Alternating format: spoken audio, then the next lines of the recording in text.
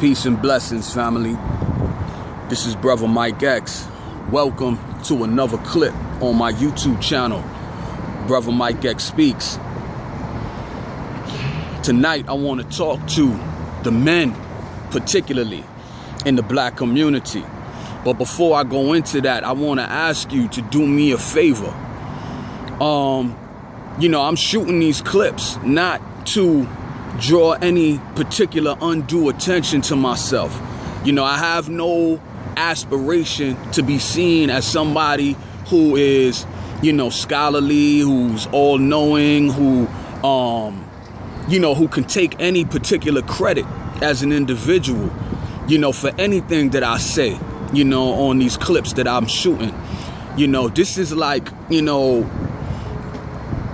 I'm shooting these clips to strive to spark an awareness, an awakening, in our people, about the precarious situation that we find ourselves in, in 2014.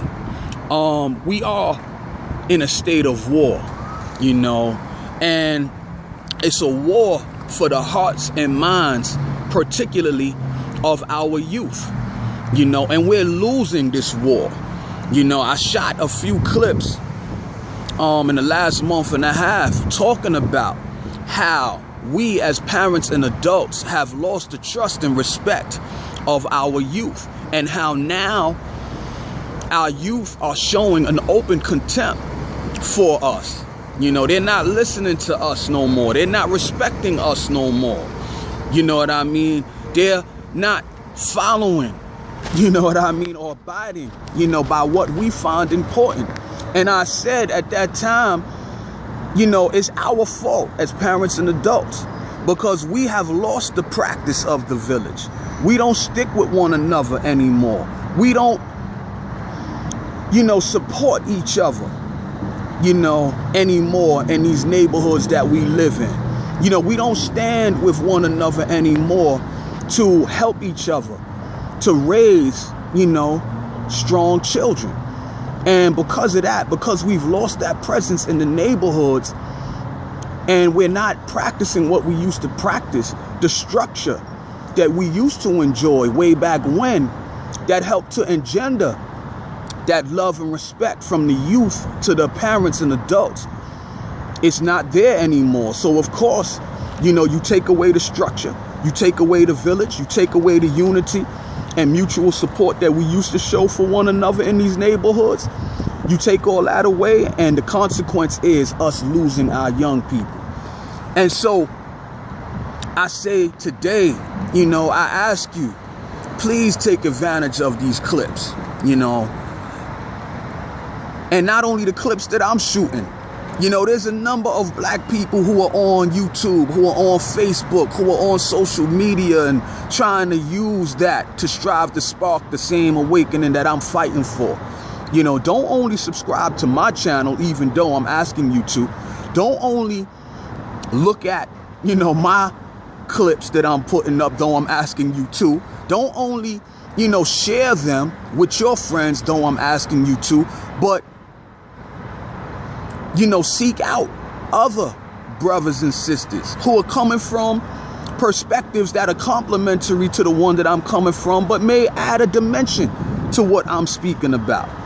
You know what I mean? They may add a political dimension to help you to understand politics. Some other people, they focus on economics and the need for us to build strong businesses in our community.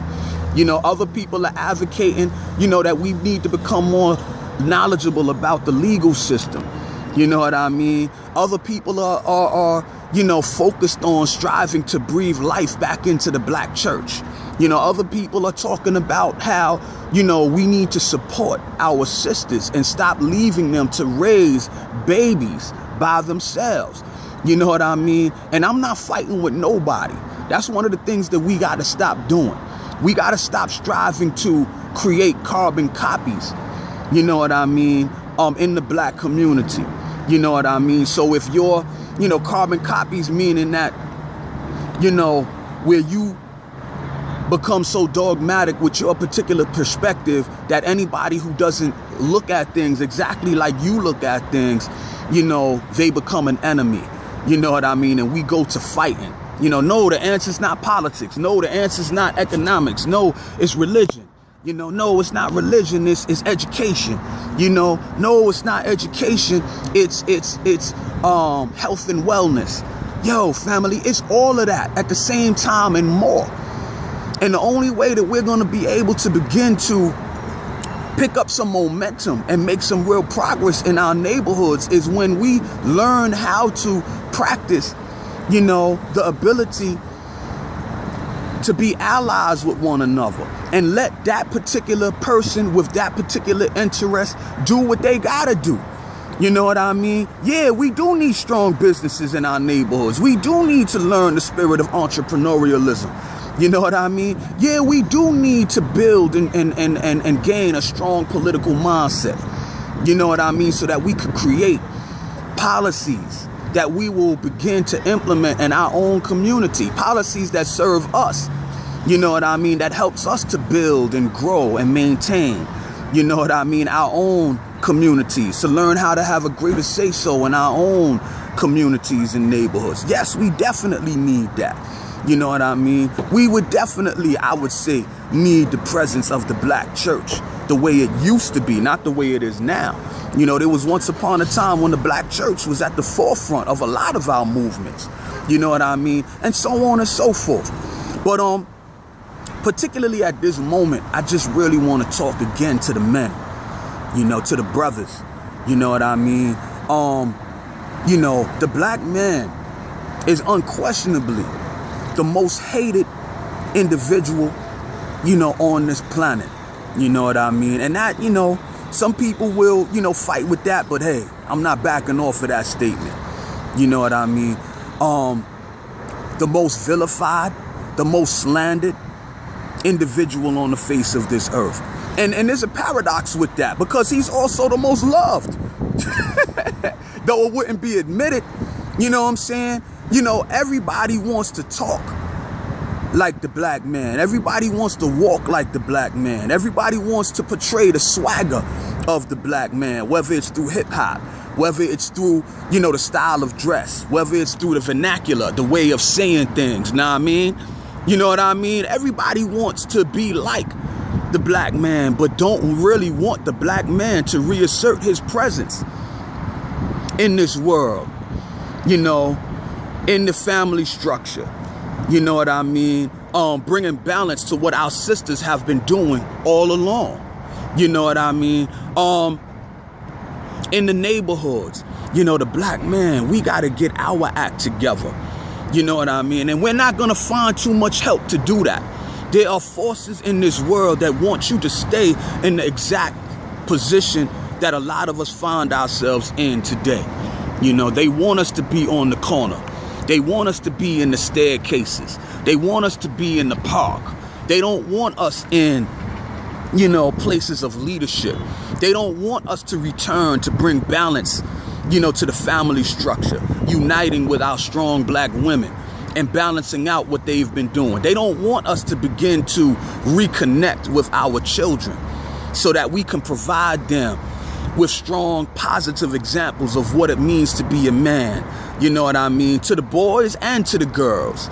You know, to the boys so that they can have a positive outlook on what it means to be a man. That's not just with a basketball in his hand. That's not just with a, you know, rapping on the mic. You know what I mean? That's not just with a 40 or smoking a blunt or something, but showing them how to be intelligent, taking the stigma off of being intelligent. Yo, I was born in 1969 and I grew up in the 70s and 80s. And by the time I was growing, you know, the powers that be had destroyed the image of strong black male role models. They had killed off Malcolm X and his philosophy. They had buried it. They had killed Martin Luther King. You know what I mean? The real Martin Luther King. They gave us this washed down, I have a dream Martin Luther King, but they told us nothing about the radical Dr. King that was on the scene by 1967, 1968. They killed off Huey P. Newton, exiled, you know, him, you know what I mean, into the prison system. And then, you know, basically destroyed the Black Panther Party. They destroyed the whole Black is Beautiful, Black Pride, Black Power movement. You know what I mean? So by the time that I came up, you know, they had flooded the community with drugs, and they had flooded the community with images that were anti-Black pride, that was anti-Black is Beautiful.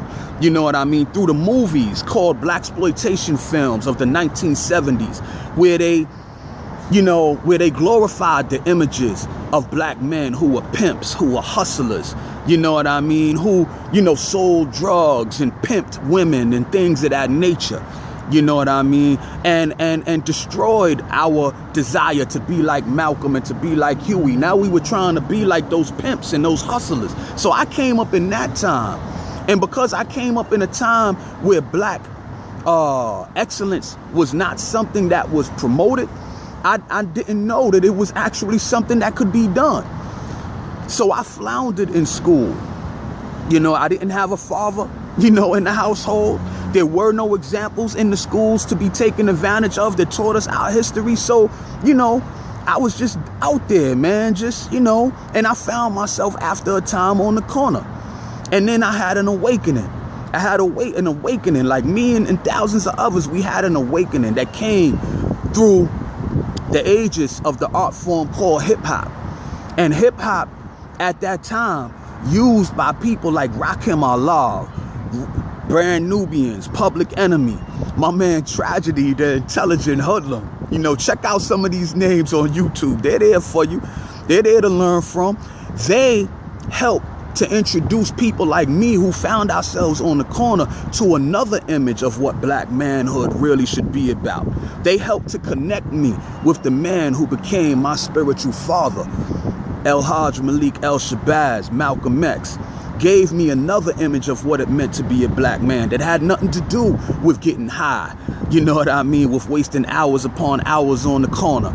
You know, that helped to me to understand that there was another way that I can live my life that would give honor, you know, to myself as a Black man, and give honor, you know, to my community and the people, you know, that I grew up with, where I can use my life in a way to spark energy. You know what I mean? To spark enlightenment, to spark consciousness. You know what I mean? And for a time, even though they had destroyed the civil rights and Black power movement, I remember the 90s. A lot of us forget the 90s. The 90s was filled up with activism. You know what I mean? There were a lot of things happening in the 90s. You know, on the college campuses, in the neighborhoods. I remember in 1994, standing in the 369th Armory in Harlem, you know, in an event that was organized by the Nation of Islam, who was preparing for the Million Man March. You know what I mean? I remember standing in the midst of 10,000 men. You know, it's something that I'll never forget.